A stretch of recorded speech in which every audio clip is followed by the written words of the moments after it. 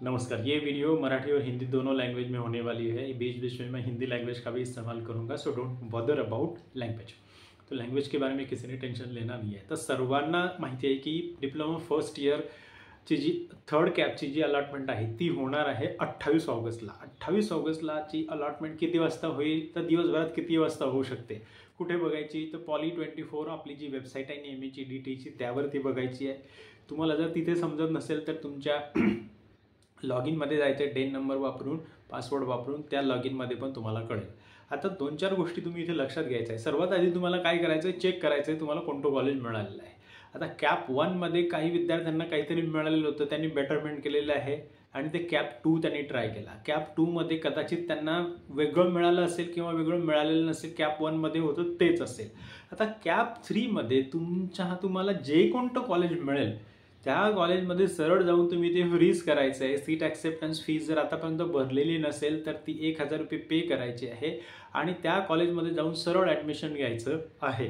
आता तुम्हाला बेटरमेंट करण्याचा चान्स नाही, कारण 3च कॅप राऊंड असतात, जे की आपला आता शेवटचा आहे। सो 29 ऑगस्ट ते 2 सप्टेंबरच्या दरम्यान तुम्हाला तुमच्याजवळ असलेली जी सीट आहे ती फ्रीज करून त्या संस्थेमध्ये किंवा कॉलेजमध्ये जाऊन ॲडमिशन घेणं गरजेचं आहे, लक्षात घ्या। आता काही लोकांना असं वाटतं की सर कॅप 3 मध्ये पण मला काहीच नाही मिळालं, मी कॅप 1 पासून बेटरमेंट करतोय पण कॅप 2 ला पण बेटरमेंट झाली नाही, कॅप 3 ला पण बेटरमेंट झाली नाही, मग आता मी काय करू? आता पर्यायच नाही आपल्याकडे।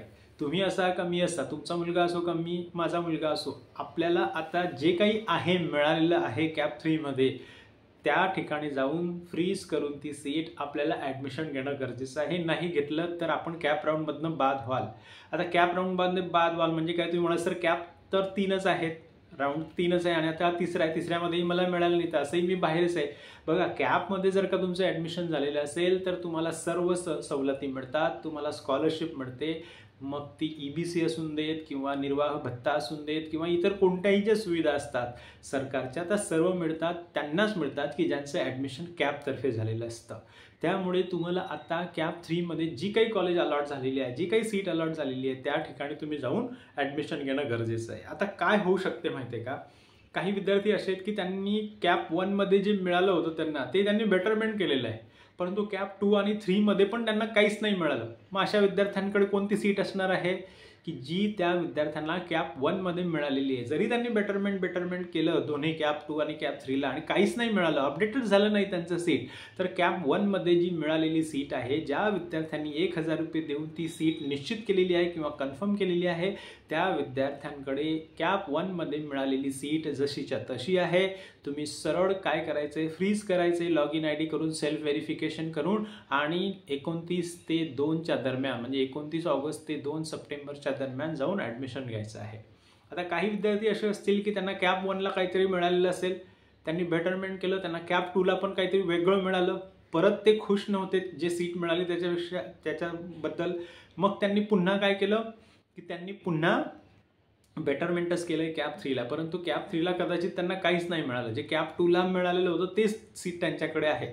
ऑब्व्हियसली आता तुमच्या पुढे कुठलाही अल्टरनेटिव्ह नाही आहे, कॅप 2 ला जी मिळालेली सीट आहे ती फ्रीज करायची, त्याच्यानंतर 29 ऑगस्ट ते 2 सप्टेंबरच्या दरम्यान कॉलेजमध्ये जाऊन तुम्ही ॲडमिशन घ्यायचं। आता आपल्याला बेटरमेंट करण्याची आता म्हणजे चान्सच नाही आहे, स्कोपच नाही आहे। बाय डिफॉल्ट जी सीट आहे जी कॅप 1 मध्ये मिळालेली आहे किंवा कॅप 2। आता काही विद्यार्थी असे असतील की त्यांनी कॅप 1 मध्ये बेटरमेंट केलं आणि त्यांना कॅप 2 ला काहीतरी वेगळी सीट मिळाली, कॅप 2 ला वेगळी सीट मिळाली, परत त्यांनी बेटरमेंट केलं, परंतु कॅप 3 मध्ये त्यांना काहीच नाही मिळालं। मग असे विद्यार्थी कधी कधी असा प्रश्न घेऊन येतात की सर कॅप 2 मध्ये जी मिळालेली सीट आहे ना ती मला नको, कॅप 1 मध्ये मिळालेली आहे तीच पाहिजे, मिळेल का? नाही मिळणार। बेटरमेंटचा अर्थच असा होतो की मला कॅप 1 मध्ये मिळालेली सीट जी आहे ती हाती ठेवून कॅप 2 मध्ये बेटर सीटसाठी ट्राय करायचं आहे। जर कॅप 2 मध्ये बेटर सीट मिळाली तर कॅप 1 मधली सीट बाय डिफॉल्ट निघून जाते, सिस्टम आपल्याला विचारत नाही। किंवा असेही काही विद्यार्थी असतील की कॅप 2 मध्ये त्यांना वेगळं मिळालं आहे, त्यांनी बेटरमेंट केलं आणि कॅप 3 मध्ये ते गेलेत आणि आता कॅप 3 मध्ये त्यांना वेगळं काहीतरी कॉलेज मिळालं आणि परत त्यांना समजलं की यार कॅप 2चंच बरोबर होतं आपलं सीट, आपल्याला त्याच कॉलेजमध्ये ॲडमिशन घ्यायला पाहिजे होतं। आता ती सीट तुमच्याकडे नसणार. तुमची बेटरमेंट झालेली आहे, कॅप 3मध्ये तुम्हाला वेगळं मिळालेलं आहे, त्या ठिकाणी जाऊन तुम्हाला फ्रीज करून ॲडमिशन घेणं गरजेचं आहे. आणि तुम्ही जर नाही घेतलं तर ऑब्व्हियसली तुम्ही या कॅपच्या प्रोसेसमधनं बाद व्हाल. त्यामुळे आत्ता कॅप 3ला तुमच्या लॉग इनमध्ये जी सीट तुम्हाला दिसते आहे, सीट ॲक्सेप्टन्समध्ये जेव्हा तुम्ही जाल, जी सीट तुम्हाला दिसते आहे तेच कॉलेज फ्रीज करून त्या सीटवर तुम्हाला ॲडमिशन घेणं गरजेचं आहे 2 सप्टेंबरपर्यंत. जर नाही घेतलं तर कॅप राऊंडच्या बाहेर जा. आता तुम्ही म्हणाल सर आता कॅप 3मध्ये मी ॲडमिशन घेऊन टाकलं, परंतु मला जो वॅकन्सी राऊंड असतो त्याच्यामध्ये काहीतरी ट्राय करू शकतो का मी? हो, सर्वचे सर्वजण ज्यांनी कॅपचा फॉर्म भरलेला आहे, ज्यांनी कॅपचा फॉर्म भरलेला नाही, असे सर्वजण वॅकन्सी राऊंडमध्ये ॲडमिशनसाठी उभे राहू शकतात. ज्या लोकांनी आतापर्यंत कोणताच फॉर्म भरलेला नाही आहे असे लोक पण ॲडमिशनला वॅकन्सी राऊंडमध्ये उभे राहू शकतात. असे काही विद्यार्थी आहेत की त्यांनी कॅप 1मध्ये त्यांचं ऑटो फ्रीज होतं, परंतु त्यांनी ॲडमिशन घेतलं नाही, ते पूर्ण बाहेर प्रोसेसमधून बाहेर पडले. किंवा कॅप 2मध्ये त्यांचं ऑटो फ्रीज झालं, ते ॲडमिशन घेतले नाही, ते पूर्ण प्रोसेसच्या बाहेर पडले. असे विद्यार्थीसुद्धा वॅकन्सी राऊंडसाठी येऊ शकतात. त्यामुळे असं तुम्ही समजायचं नाही की कॅप 3 संपले, आता माझ्याकडे तर काहीच नाही आहे, जे मिळालं ते खूपच वाईट आहे, असं म्हणून तुम्ही स्वतःला डिस्करेज करायचं नाही आहे. तुम्हाला आणखी एक आशेचा किरण आहे, परंतु तो खूप धूसर आहे. म्हणजे काय, वॅकन्सी राऊंड हा सगळ्यांसाठी ओपन असतो. ज्या विद्यार्थ्यांनी ऑलरेडी ॲडमिशन घेतलेलं असतं कुठे, ते विद्यार्थी पण ॲडमिशनची पावती घेऊन त्या राऊंडमध्ये उभे राहू शकतात. त्यामुळे ती खूप धूसर आशा आहे, परंतु आशा आहे. माझं स्वतःचं वैयक्तिक मत असं आहे, आता जे कॉलेज तुम्हाला मिळालेलं आहे, जे तुमच्या हाती आहे ते फ्रीज करायचं आहे. त्या पर्टिक्युलर कॉलेजमध्ये जायचं आहे 29 ऑगस्ट ते 2 सप्टेंबरच्या दरम्यान. तिथे पूर्ण ओरिजिनल कॉपीजचा एक सेट घेऊन जायचं आहे, आपल्या डॉक्युमेंट्सचा जेवढे आपण अपलोड केलेले तेवढे. त्या ठिकाणची जी फीज आहे, शक्यतो ऑनलाईनच फीज सर्व कॉलेजेस घेत आहेत. सरकारी कॉलेजमध्ये जर का तुमचं ॲडमिशन झालेलं असेल तर ऑनलाईनच फीज पे करावी लागणार आहे तुम्हाला, कॅश घेऊन जायचं नाही. त्याचप्रमाणे एक झेरॉक्स सेट घेऊन जायचं आहे.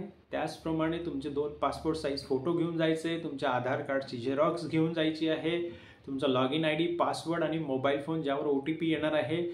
फ्रीज करताना पण OTP येणार आहे आणि ॲडमिशन घेताना पण OTP येणार आहे. त्यामुळे सर्वांनी 28 ऑगस्टला अलॉटमेंट झाल्यानंतर 29 पासून ताबडतोब ही प्रक्रिया करायची आहे.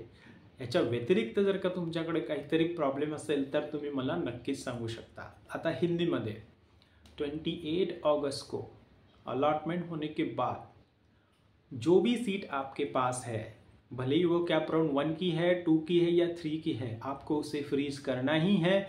और 29 अगस्त से लेके 2 सितंबर तक आपको एडमिशन लेना ही है. अगर आपने एडमिशन नहीं लिया तो आप कैप प्रोसेस से बाहर चले जाओगे. और कैप प्रोसेस से बाहर चले जाना मतलब क्या, गवर्नमेंट की कोई भी फैसिलिटी आपको नहीं मिलेगी. आपको पूरी ओपन की फ़ीस पे करनी पड़ेगी और आपको ना स्कॉलरशिप मिलेगी ना कोई एग्जेम्पशन मिलेगा. इसलिए कैप में एडमिशन लेना बहुत ज़रूरी होता है. अभी कुछ लोग ऐसे होंगे कि सर कैप 1 में मैंने बेटरमेंट किया था, कैप 2 में मुझे दूसरा कॉलेज लगा, लेकिन मुझे वो नहीं चाहिए, मुझे कैप 1 में जो लगा था वही चाहिए, उसमें एडमिशन होगा क्या? बिल्कुल नहीं. अगर आपको नई सीट मिली है किसी भी राउंड में, कैप 1, 2, 3, तो आपकी पुरानी वाली सीट बाय डिफ़ॉल्ट निकल जाती है. सिस्टम आपसे पूछता नहीं कि भाई ये लोगे या जो मिला है फ्रेश वो लोगे, ऐसा नहीं. जो फ्रेश मिला है वही आपके पास रहेगा. कुछ लोग ऐसे होंगे कि कैप 1, 2, 3 उनको कुछ भी नहीं लगा तो वो कुछ नहीं करेंगे, वो रोएंगे. अभी उनके पास कुछ भी नहीं है, ना सरकारी कॉलेज है ना प्राइवेट कॉलेज है, क्योंकि आपने शायद एक्स्ट्रा के ऑप्शंस डाले ही नहीं, आपका मेरिट कम था, तो रिजर्वेशन के अनुसार भी आपको कोई सीट नहीं मिली है. तो आपके पास अभी सिर्फ एक वैकेंसी राउंड का चांस है. और वैकेंसी राउंड का चांस एक काफ़ी रेयर चांस होता है. अगर वैकेंसी रही किसी कॉलेज में तो ही वो वैकेंसी राउंड होता है, लेकिन उसमें भी सभी लोग पार्टिसिपेट कर सकते हैं. इसलिए उसमें भी आपको कुछ मिले, इसके भी चांसेस कम हो जाते हैं. इसलिए उस पर वैकेंसी राउंड पे आप रिलाई मत करो. कैप 2 में जो मिला है, कैप 3 में कुछ भी नहीं मिला, तो कैप 2 में जो मिला है आपको वो सीट आपके पास है, उसको फ्रीज करके आप सीधे कॉलेज में चले जाओ 29 अगस्त से लेके 2 सितंबर तक. एडमिशन को जाते वक्त आपको पूरे ओरिजिनल डॉक्यूमेंट्स, उसका एक सेट, उसका एक xerox set, 2 passport size photo, Aadhaar card की जेरॉक्स और वहाँ की जो फ़ीस है मोस्टली सब फीस लोग कॉलेजेस प्राइवेट हो या सरकारी हो आपको ऑनलाइन ही पे करना है। सरकारी कॉलेज में अगर आप एडमिशन लेने जा रहे हो तो आपको ऑनलाइन ही फीस पे करनी पड़ेगी, इसलिए कैश नहीं चलेगा, ये सोचकर ही आपको जाना है। इसलिए अभी फाइनल मेरा ये सजेशन है कि जो भी सीट आपके पास है, भले ही वो कैप 1 की है, 2 की है या 3 की है, उसमें जाके आपको फ्रीज करके एडमिशन लेना है।